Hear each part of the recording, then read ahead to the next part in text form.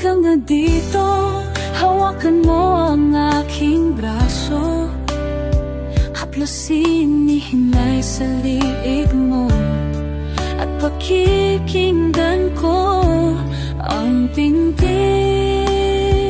ng puso mo.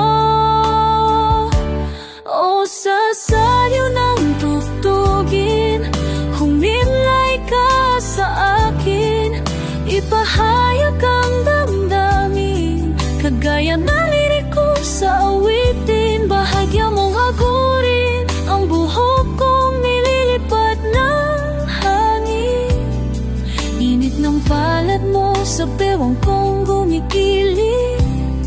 Mga matang sa'kin lang nakatingin, wala na kong nanaisin kundi ikaw ay makapili.